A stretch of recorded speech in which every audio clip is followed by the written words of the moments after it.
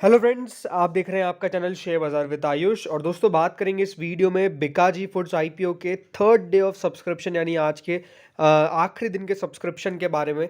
एक ही बात कह सकता हूँ कि डेफिनेटली कमाल कर दिया, एक अनएक्सपेक्टेड सा सब्सक्रिप्शन निकल के आ गया।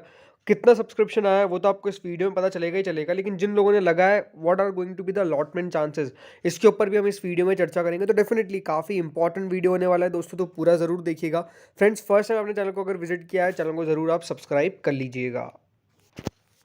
सो फ्रेंड्स, बिकाजी फूड्स, अब बिकाजी फूड्स का जो आखिरी दिन था और ये काफ़ी ज़रूरी था कि एक अच्छा सब्सक्रिप्शन निकल के आए। सब्सक्रिप्शन में कह सकता हूँ काफ़ी अच्छा निकल के आया है। अब जिन लोगों ने भी लगाया, ये बात आप ध्यान रखिएगा, आपको 300 रुपये के हिसाब से शेयर मिलेगा। 300 रुपये का प्राइस बैंड है, अपर प्राइस बैंड पे मिलेगा, बिकॉज आईपीओ फुली सब्सक्राइब हो चुका है और रिटेल पोर्शन भी फुली सब्सक्राइब हो चुका है, तो इसके कारण 300 रुपीज़ का आपको एक शेयर मिलेगा।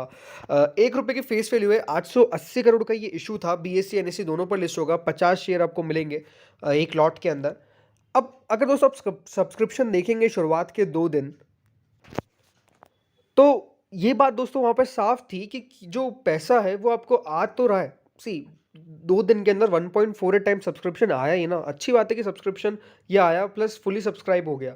अभी जो पहले जो अभी 2 आईपीओज आए, भले वो फ्यूजन हो, भले वो ग्लोबल हेल्थ हो, ग्लोबल हेल्थ का भी आज पूरा डिटेल वीडियो आएगा सब्सक्रिप्शन के ऊपर। लेकिन वहाँ पर क्या हुआ था कि भर नहीं पा रहे थे। एक बात ये साफ साफ थी कि उनका साइज़ काफ़ी बड़ा था, बिकाजी का साइज़ डेफिनेटली कंपैरेटिवली छोटा था, लेकिन पैसा जो है वो आ रहा था। बट क्यूआईबीज डेफिनेटली पैसा नहीं लगा रहे थे। अब क्यूआईबीज का ज़रूर ये है कि शुरुआत के 2 दिन पैसा नहीं आएगा, आखिरी दिन पैसा आएगा।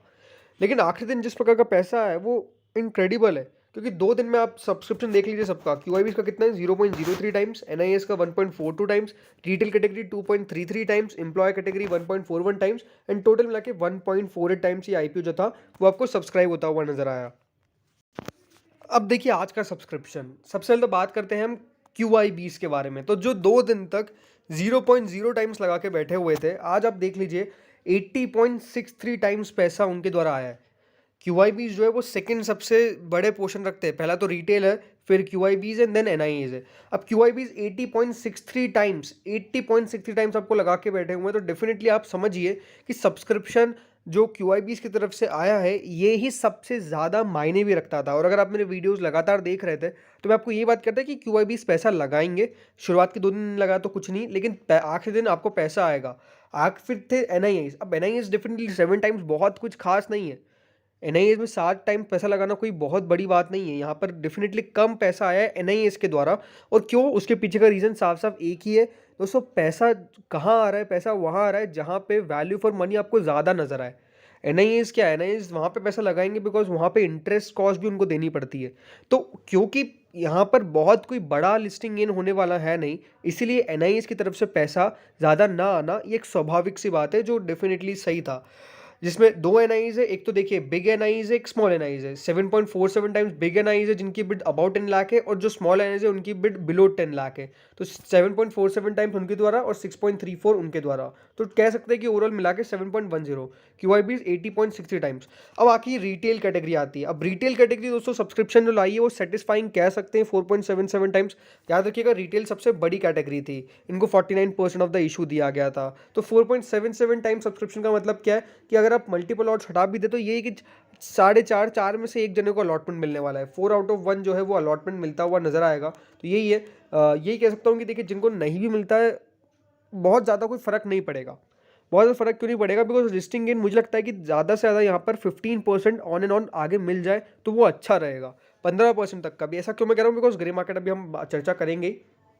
एम्प्लॉयज़ कैटेगरी, एम्प्लॉयज़ ने भी चलिए विश्वास दिखा दिया, 4.38 टाइम्स पैसा लगा दिया, जो भी ठीक है। एंड कुल मिलाकर दोस्तों ये इशू 26 टाइम सब्सक्राइब हो गया, 26.67 टाइम्स कंपनी को पैसा मिल गया है। तो ये सब्सक्रिप्शन में कह सकता हूँ बहुत बढ़िया है, बिकॉज जो अभी आईपीओ आया आपने देखा ही है, बहुत कम सब्सक्रिप्शन देखने को मिला, बहुत मुश्किल से जाके वो आईपीओ सब्सक्राइब हुए। तो 26 टाइम सब्सक्रिप्शन आना, वो भी एक ओएफएस वाले ऑफर के अंदर, मैं समझता हूँ कि बहुत बढ़िया सब्सक्रिप्शन आ गया है।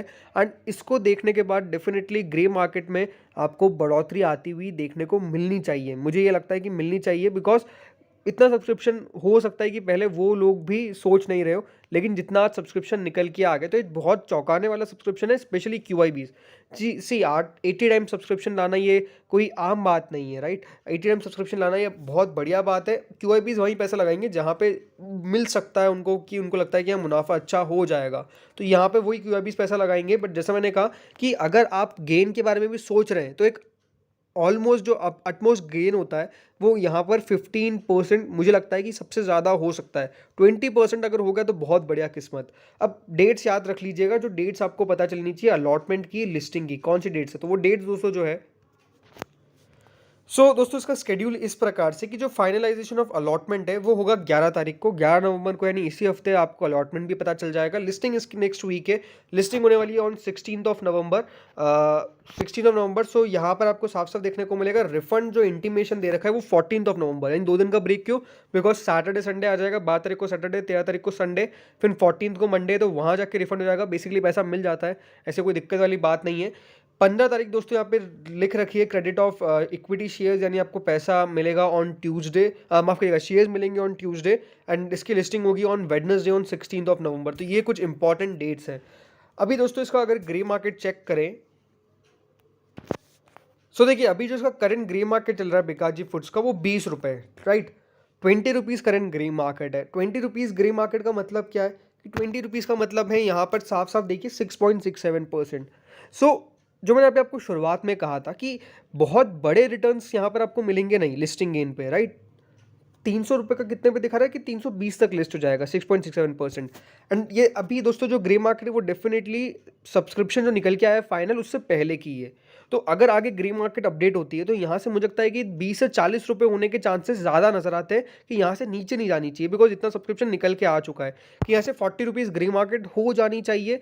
और अगर हो जाती है तो देखिए 6.67 का कितना हो जाएगा, 13%, राइट? तो 13 से 15% का मुनाफा यहाँ पे आप मान के चल सकते हैं कि आपको इस बार लिस्टिंग गेन पे हो जाएगा। क्या लॉन्गर टर्म के लिए अच्छी कंपनी? तो अनडाउटेडली। मैंने शुरुआत में जब इसका वीडियो बनाया था, इसका डिटेल वीडियो सब्सक्रिप्शन के अलावा जब डिटेल एनालिसिस किया था, तो उसमें भी आपको मैंने ये कहा था कि कंपनी का लॉन्ग टर्म का मुझे हॉरिजन बढ़िया दिखता है, ग्रोथ नज़र आती है। अभी जो पेनिट्रेशन इनका 2-3 स्टेट्स में हो सकता है कि आगे चल के और भी आगे स्टेट्स में जाए, बढ़े, वहाँ पर कंपनी अपने अच्छे पूरी कह सकते हैं कि यहाँ पर अपनी पहुँच कर ले। जो कंपनी यहाँ पे बढ़िया कर लेगी, अब अगर एक्सपांड सही तरीके से होता है, सही प्रोसेस यूज़ होती है, तो फिर यहाँ पर बहुत बढ़िया मुझे लगता है कि ग्रोथ ऑफ स्कोप नज़र आ जाएगा। बिकॉज 300 रुपीज़ का प्राइस बैंड बहुत महंगा नहीं कह सकते, बट ठीक है अभी वैल्यूएशन के हिसाब से। और मार्केट में क्योंकि इस बार अभी वैल्यूएशन की सबसे ज़्यादा चर्चाएं होती है कि मार्केट अब उस पॉइंट पे आ चुका है जहाँ पे इन्वेस्टर्स भी समझते हैं कि कौन से आईपीओ में लगाना सही रहता है, कौन से में सही नहीं। तो ये ज़रूरी है। तो यही कि कंपनी को अपने मार्जिन आगे मेंटेन करके चलने पड़ेंगे, अपने नंबर्स बढ़िया लाने पड़ेंगे। और जैसा मैंने कहा कि एक्सपांड सबसे इंपॉर्टेंट है इनके एस्पेक्ट में, कि एक्सपांड किस प्रकार से करती है वो काफ़ी इंपॉर्टेंट है। तो दोस्तों इस वीडियो में तो इतना ही था। होपफुली वीडियो बढ़िया लगा होगा। आप क्या मानते हैं कि बिकाजी फूड्स आईपीओ कितने तक लिस्ट हो सकता है? कमेंट सेक्शन में बताइएगा। Thank you friends watching this video.